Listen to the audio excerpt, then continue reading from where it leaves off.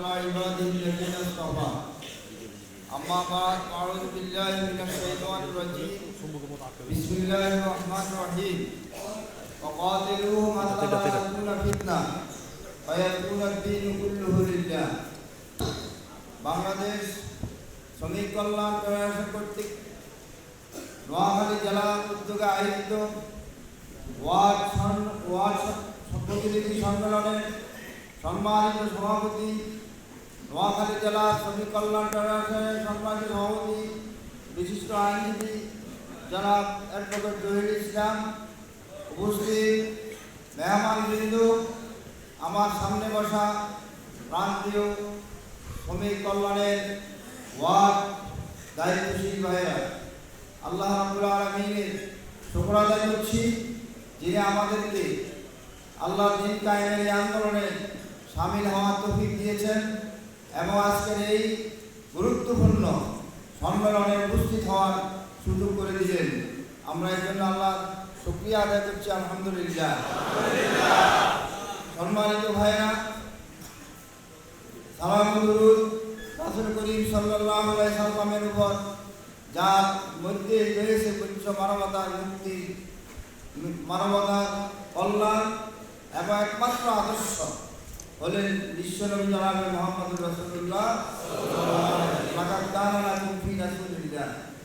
রাসূলুল্লাহ সাল্লামের মধ্যে রয়েছে তোমাদের জন্য দুনিয়া এবং পরকালে মুক্তির একমাত্র আদর্শ হলেন তিনি, যার পরে আর কোনো নেতা নাই, যার অনুসরণের মাধ্যমেই আল্লাহ সন্তুষ্টি লাভ করা যায়। স্মরণ করছি জুলাই আগস্ট বিপ্লব, সেই সমস্ত শহীদদের এবং যুগে যুগে আল্লাহর দ্বীন প্রতিষ্ঠার জন্য যারা জীবন উৎসর্গ করেছেন, বিশেষ করে আমাদের শহীদ আমিরে জামাত মাওলানা মতিউর রহমান নিজামী সহ কেন্দ্রীয় নেতৃবৃন্দ আর ইসলামী ছাত্র শিবিরে যে সমস্ত ছাত্র ভাইয়েরা শাহাদাত বরণ করেছেন। আজকে আমাদের ছাটকিল উপজেলা শহীদ মাহমুদ হোসাইনের শাহাদাত বার্ষিকী, তাকে সহ আল্লাহ তাআলা সবাইকে জান্নাতের উচ্চ মর্যাদা দান করুন। সম্মানিত ভাইয়েরা, ইসলাম শ্রম এবং কর্মের যেভাবে সর্বোচ্চ মর্যাদা এবং স্বীকৃতি দিয়েছে, তেমনিভাবে যারা শ্রমিক তাদেরও মর্যাদা এবং তাদের অধিকার ইসলাম নিশ্চিত করেছে। কিন্তু আমরা কি দেখলাম, খোলাফায়ে রাশিদিনের পর থেকে শুরু করে শ্রমিকরা দিন দিন তারা অবহেলিত হয়েছে।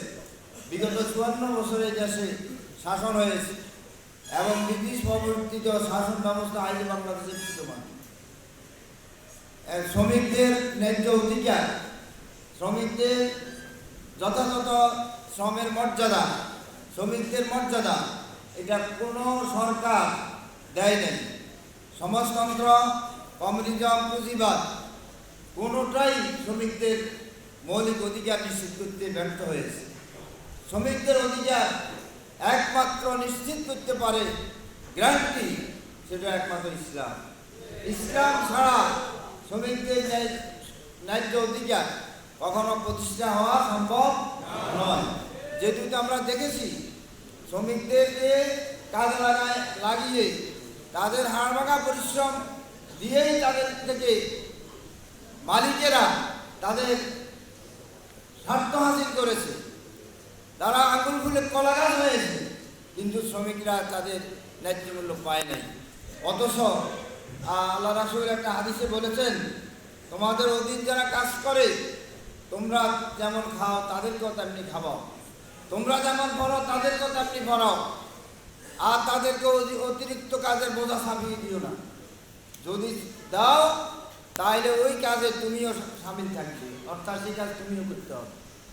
কিন্তু ইসলাম ছাড়া শ্রমিকদের এই অধিকার প্রতিষ্ঠার আর কোনো উপায় নাই।